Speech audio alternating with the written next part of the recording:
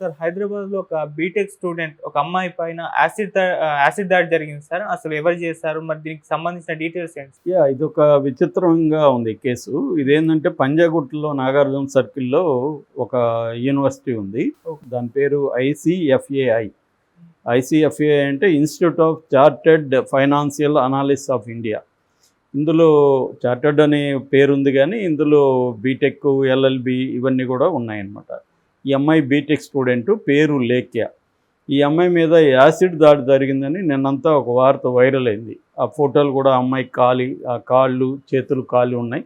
అవన్నీ ఫోటోలు కూడా వైరల్ అయింది. సో దీనికి సంబంధించి ఫస్ట్‌లేమో యాసిడ్ దాడి జరిగింది. ఎవరో అమ్మాయి స్నానం చేయడానికి వెళ్తే బకెట్‌లో ముందుగానే యాసిడ్ పోశారు. సో ఆమె తెలియకుండా నీళ్లు ఒంటి మీద పోసుకోవడంతో కాలిపోయింది. అమ్మాయి కేకలు పెట్టేసరికి ఫ్రెండ్స్ అంతా కూడా వెళ్ళి ఆ అమ్మాయిని హాస్పిటల్కి తీసుకెళ్లారు అనేది చెప్పారు. అయితే దీంట్లో మొత్తంగా ఒక మిస్టరీ లాగా ఉంది. మొత్తం 3 వెర్షన్లు ఇప్పటికి బయటకు వచ్చాయి. ఒకటేమో ఫస్ట్ ఏమో అమ్మాయి 4th ఫ్లోర్లో ఉంటుంది హాస్టల్లో. యూనివర్సిటీలోనే హాస్టల్ ఉంది. 4th ఫ్లోర్లో ఉన్నప్పుడు ఆమె స్నానం చేయడానికి వెళ్ళింది. బకెట్లో నీళ్లు ముంచి వేసుకుంటే కాలింది. అవి ఎవరో ఫ్రెండ్సే లేదా అమ్మాయి మీద దాడి చేయాలనుకున్న వాళ్ళు యాసిడ్ ఆ బకెట్లో పోశారు అనేది ఫస్ట్ వెర్షన్. రెండో వెర్షను ఆ హాస్టల్లో యాన్యువల్ ఇవి జరుగుతున్నాయి, ఫెస్టివల్. సో దాంట్లో భాగంగా రంగునీళ్ళు అనుకొని కొంతమంది పొరపాటున రంగునీళ్ళు బదులు అక్కడ రంగునీళ్ళ బాటిల్ బదులు ఇది యాసిడ్ బాటిల్ ఉంటే అది దాంట్లో పోసారు. ఆ అమ్మాయిని ఏడిపిద్దామని రంగునీళ్ళు అనుకొని పోసారు.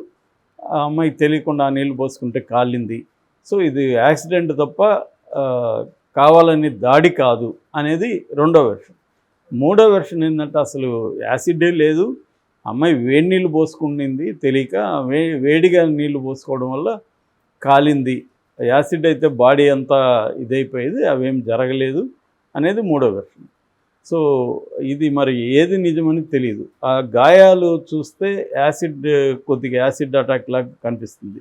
బట్ అది డైల్యూటెడ్ యాసిడ్ కావచ్చు, ఎందుకంటే బాడీ అంతా అది రాలేదు.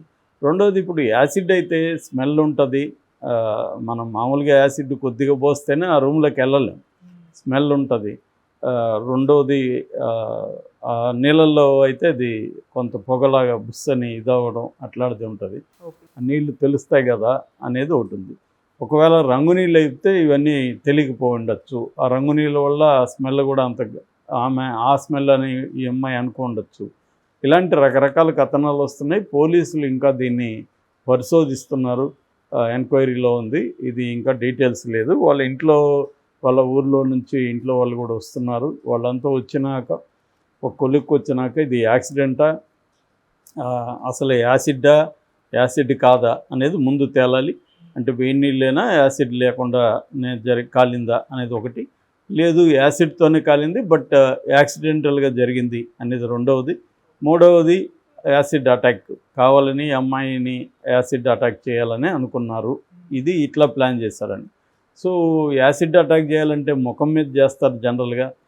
ఈమెకి జస్ట్ అరచేతులు కాళ్ళు దగ్గర, పాదాల దగ్గర కాలింది తప్ప బాడీలు ఏమీ పెద్దగా లేవు అనేది అంటున్నారు. సో ఇవన్నీ బయటికి రావాల్సింది. ఏదేమైనా యాసిడ్ అని ఎందుకు వచ్చింది? మామూలుగా వేడి నీళ్ళతో జరుగుంటే యాసిడ్ అనే పదమే, ఆ కాన్సెప్టే బయటకు రాకూడదు కదా. వచ్చిందంటే యాసిడ్ అయ్యే అవకాశాలే ఎక్కువ కనిపిస్తున్నాయి. కాకపోతే అది కావాలని చేశారా, లేకపోతే పిల్లలు చెప్తున్నట్టు రంగునీళ్ళు అనుకొని చేశారా అనేది మాత్రమే మనకు తేలాలి. వేడి నీళ్ళు అయితే అలా అంత గాయాలు కాలే పద్ధతి వేరేగా ఉంటుంది. ఇది యాసిడ్ ఉన్నట్టుగానే కనిపిస్తుంది. కాకపోతే డైల్యూటెడ్ ఉండొచ్చు, అది పాతది కావచ్చు. ఒక్కోసారి పాతది అయిపోతే కూడా యాసిడ్ దానికి ఉండే పవర్ అనేది పోతుంది. ఇట్లాంటిది ఏమన్నా కావచ్చు. అయితే ఇప్పుడు చర్చ ఏంటంటే అక్కడికి అసలు యాసిడ్ ఎలా అలో చేశారు, హాస్టల్ లోపలికి యాసిడ్ ఎలా వెళ్ళింది, వీళ్ళు రంగునీళ్ళు అనుకొని అది చేయడం. ఎందుకంటే ఇది వెరీ డేంజరస్ థింగ్ యాసిడ్ అక్కడ ఉండడం.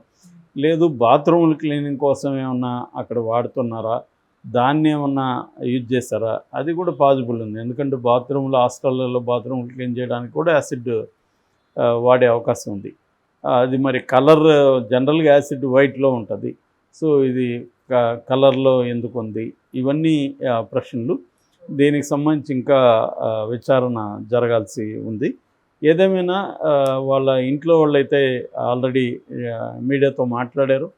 వాళ్ళైతే అనుమానం ఎక్స్ప్రెస్ చేస్తున్నారు. ఎందుకంటే మా పాప మీద అటాక్ జరిగింది, ఎవరు కావాలనే చేశారు అని చెప్తున్నారు. ఒక్కోసారి సరదాగా కూడా రంగు నీళ్ళు చల్లుకునేటప్పుడు పొరపాటున జరగచ్చు. కానీ యాసిడ్ రంగు నీళ్ళు అనుకుని దాంట్లో పోస్తే పోసేవాళ్ళకి తెలుస్తుంది కదా యాసిడ్డా కాదని. పోసినప్పుడు కనీసం అది ఇది అవుతుంది కదా అనేది అంటున్నారు.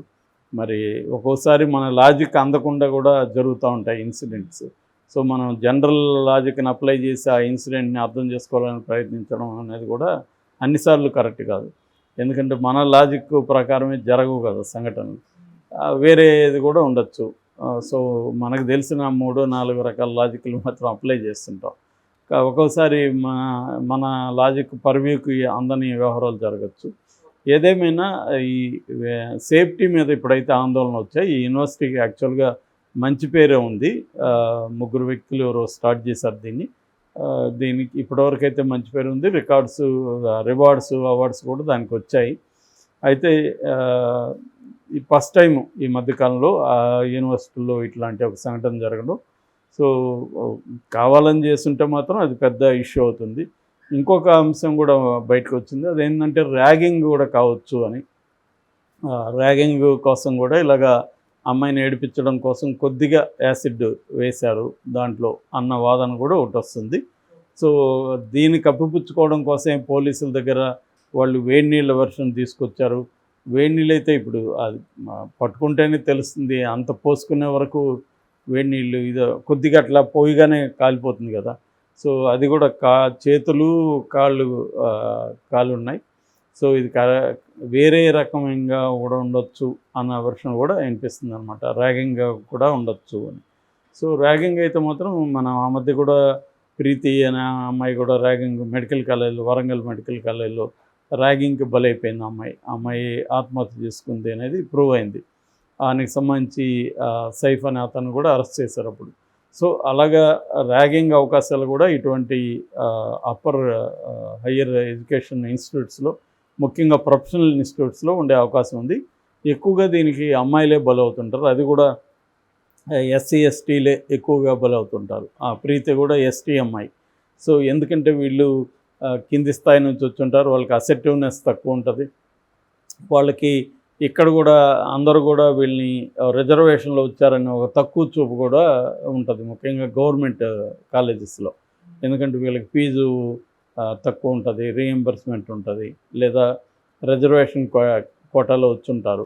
ఆ రకంగా కూడా హయ్యర్ ఎడ్యుకేషన్ ఇన్స్టిట్యూట్స్లో ఇక్కడ సెంట్రల్ యూనివర్సిటీ, హైదరాబాద్ సెంట్రల్ యూనివర్సిటీలో కానీ, ఇఫ్లు అనే యూనివర్సిటీ ఉంది కదా ఉస్మానియాలో కానీ, ఇట్లాంటి సంఘటనలు జరుగుతుంటాయి. అక్కడ ముఖ్యంగా ఎస్సీ ఎస్టీల మీద రకరకాల రూపాల్లో, అది ర్యాగింగ్ అనొచ్చు, వివక్ష అనొచ్చు, వాళ్ళని న్యూనతాభావానికి గురి చేసే విధంగా లెక్చరర్స్ బిహేవ్ చేస్తారు, అప్పర్ కాస్ట్ స్టూడెంట్స్ కూడా బిహేవ్ చేస్తుంటారు.